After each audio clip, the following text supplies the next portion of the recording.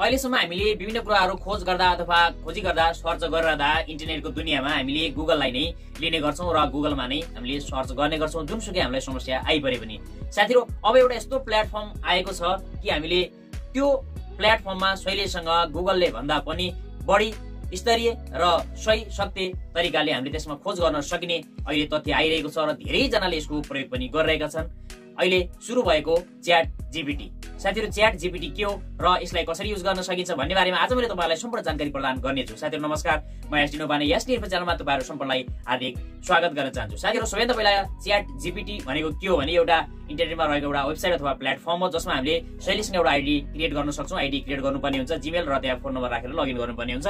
यो काम गरिसकेपछि तपाईले त्यहाँ एउटा च्याट अप्सन प्राप्त गर्नुहुनेछ। तपाईले त्यो च्याट अप्सनबाट तपाईलाई आवश्यक परेका विभिन्न कुराहरू तपाईले विभिन्न हिन्ट्सहरू लिन सक्नुहुन्छ, म्याथमेटिकल क्वेशनहरू त्यहाँ गर्न सक्नुहुन्छ, विभिन्न कोडिङहरुको बारेमा गर्न सक्नुहुन्छ, विभिन्न आर्टिकलहरू त्यहाँ लेख्नका लागि भन्न सक्नुहुन्छ, तपाईले आफ्नो बायोडाटा त्यहाँ क्रिएट गर्न सक्नुहुन्छ, विभिन्न लेटरहरू त्यहाँ लेख्नका लागि च्याट गर्न सक्नुहुन्छ, क्वेशन गर्न सक्नुहुन्छ र त्यहाँनिर त्यो बोटले नै अटोमेटिक रूपमा त्यहाँनिर त्यो क्वेशनको तपाईलाई उत्तर दिनेछ। त्यहाँनिर एआई को प्रयोग गरेको छ, अर्थात आर्टिफिशियल इन्टेलिजेन्स। साथीहरु, कृत्रिम एउटा जुन क्षमता अथवा त्यहाँ रहेको हुन्छ त्यो अनुसारले त्यहाँनिर विभिन्न सफ्टवेयरहरू त्यहाँ त्यो सफ्टवेयरलाई त्यसरी डिजाइन गरिएको छ। अहिलेको अवस्थामा त्यसको एप्लिकेसन भने लन्च भइसकेको छैन। हामीले वेबसाइटबाटै ChatGPT लाई चलाउन सक्छौं र विभिन्न कुराहरू त्यहाँ खोज्न सक्छौं। जस्तै मैले यहाँनिर एउटा सर्च गरेको थिएँ कि right essay about Rajesh Hamal. मैले यो गर्दा बित्तिकै राजेश हमालको बारेमा सम्पूर्ण जन्मदेखि लिएर सम्पूर्ण उसको क्यारियर र विभिन्न कुराहरूको बारेमा सम्पूर्ण जानकारी दिएको छ। त्यसैगरी हामीले विभिन्न एसेहरूका लागि टाइप गर्न सक्छौं, म्याथमेटिकल क्वेशनहरू र त्यसै गरेर अनि जति पनि तपाईको मनमा लागेका कुराहरू छन्। तपाई यदि एउटा युट्युबर हो, एउटा तपाईले ब्लगहरू क्रिएट गर्नुहुन्छ भने त्यो अवस्थामा पनि तपाईले त्यहाँबाट धेरै हिन्टहरू लिन सक्नुहुन्छ। साथीहरु, मैले प्र्याक्टिकल रुपमै तपाईलाई देखाउने छु कि यसको आइडी कसरी क्रिएट गर्न सकिन्छ र यसलाई हामीले कसरी प्रयोग गर्ने त लागु प्र्याक्टिकल रुपमै स्क्रिनतर्फ। सबैभन्दा पहिले तपाईहरु आफ्नो कुनै पनि ब्राउजरमा जानुहोस्। मैले यहाँ गुगल क्रोम ब्राउजरमा गइसकेपछि तपाईले यहाँ ChatGPT सर्च गर्नु होला। ChatGPT सर्च गर्दा बित्तिकै तपाईको यस्तो खालको इन्टरफेस यहाँनिर खुलेर आउनेछ। openai.com भनेर यहाँ रहेको छ। अब यहाँ मैले क्लिक गरेँ ChatGPT अप्टिमाइजिङ ल्याङ्ग्वेज मोडेल्स फर डायलग यसरी आएको छ हाम्रो अगाडि। ट्राई ChatGPT यहाँनिर तपाईले ट्राई पनि गर्न सक्नुहुन्छ यसलाई chat.openai.com। यो गर्दा बित्तिकै तपाईको अगाडि यस्तो खालको इन्टरफेस यहाँनिर देखिनेछ। तपाईले यसलाई लगइन गर्नुपर्ने हुन्छ। यदि तपाईले आइडी क्रिएट गर्नुभएको छैन भने तपाईले यसमा एउटा आइडी क्रिएट गर्नुपर्ने हुन्छ, जसका लागि तपाईले यहाँनिर साइन अपमा क्लिक गर्नुहोस्। साइन अपमा क्लिक गर्दा बित्तिकै क्रिएट योर एकाउन्ट भनेको छ। यहाँनिर इमेल एड्रेस तपाईले दिनुपर्ने हुन्छ। तपाईले गुगल थ्रु पनि साइन इन गर्न सक्नुहुन्छ अथवा साइन अप गर्न सक्नुहुन्छ। मैले यहाँनिर गुगल कन्टिन्यू विथ गुगलमा क्लिक गरेँ। गर्दा बित्तिकै तपाईको अगाडि यस्तो खालको इन्टरफेस यहाँनिर देखिनेछ। तपाईले आफ्नो कुनै पनि एउटा गुगल आइडीलाई यहाँनिरबाट सिलेक्ट गर्नुपर्ने हुन्छ अथवा राख्नुपर्ने हुन्छ। अब मैले यहाँनिर आफ्नो एउटा गुगल एड्रेसलाई आइडीलाई सिलेक्ट गरेको छु। सिलेक्ट गर्दा बित्तिकै यहाँनिर यस्तो देखाएको छ टेल अस अबाउट यु भनेको छ। फर्स्ट नेम र लास्ट नेम राखेर कन्टिन्यूमा क्लिक गर्नु होला।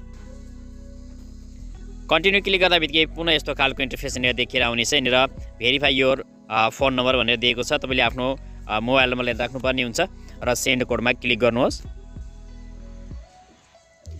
अब तपाईको मोबाइल नम्बरमा एउटा ओटिपी कोड आएको होला। त्यो ओटिपी कोडलाई यहाँनिर राखिदिनु होला। अब यसरी ओटिपी कोड राख्दा बित्तिकै तपाईको अगाडि पुनः यस्तो खालको इन्टरफेस यहाँनिर खुलेर आउनेछ।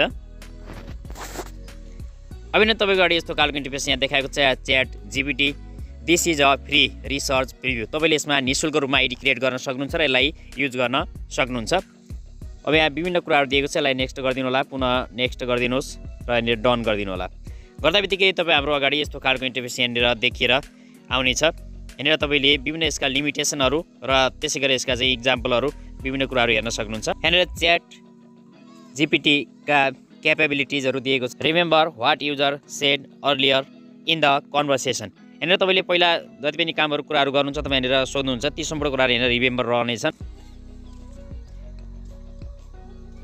Limited knowledge of world and event after 2021 यसरी विभिन्न रहेका छन्। जस्तै मैले यहाँनिर तल अप्सन आएको छ च्याट गर्ने। यसमा म लेख्नेछु कि राइट एसे अबाउट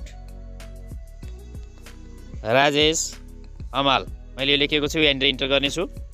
अब मैले यहाँनिर इन्टर गर्दा बित्तिकै यहाँनिर आएको छ Rajesh Hamal is a well known actor and cultural icon in Nepal, born on June 9, 1964।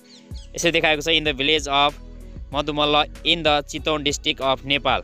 Hamal began his acting career in the 1980s। यसरी आएको छ। यहाँ धेरै कुराहरू तपाईँले हेर्न सक्नुहुन्छ। त्यसै गरी तपाईँले यहाँनिर विभिन्न कुरालाई हेर्न सक्नुहुन्छ, विभिन्न आर्टिकलहरू, त्यसै गरेर तपाईँले विभिन्न कोडिङ सम्बन्धी, विभिन्न म्याथ सम्बन्धी र विभिन्न अन्य जुनसुकै कुराहरू तपाईँले लेख्न सक्नुहुन्छ, च्याटमा लेख्न सक्नुहुन्छ। तपाईँको त्यसको रेस्पोन्स अथवा त्यसको एन्सर तत्कालै तपाईँले यसमा प्राप्त गर्न सक्नुहुन्छ। साथीहरू, तपाईँले पनि च्याट जीपीटी को यसरी युज गर्नु होला। यसमा आइडी खोलेर सहिलेसँग तपाईँले धेरै कुराहरू यसमा सर्च गर्न सक्नुहुन्छ र तपाईँलाई आवश्यक परेका धेरै कुराहरू तपाईँले यसबाट बेनिफिट लिन सक्नुहुन्छ। साथीहरू, तपाईलाई के लाग्छ कि आगामी समयमा गुगलले जुन अहिले स्थान लिइरहेको छ त्यति स्थान च्याट जीपीटीले लिन सक्ला वा नसक्ला? अहिले च्याट जीपीटी सुरु भएको केही दिनमा नै 12-15 दिनभित्र नै 1 मिलियन भन्दा बढी यसमा व्यक्तिहरूले चाहिँ साइन अप गरिसकेका छन्, चलाइसकेका छन्। साथीहरू, तपाईँलाई लाग्छ कि च्याट जीपीटी बेटर छ भने कमेन्ट सेक्सनमा कमेन्ट गर्नुलाई, भिडियोलाई लाइक गर्नुलाई, यदि भिडियो मन परेमा भिडियोलाई शेयर अनि च्यानललाई सब्स्क्राइब गर्न नभुल्नुहोला। हवस् त, आगामी नयाँ भिडियोमा पुनः भेट हुनेछ। धन्यवाद।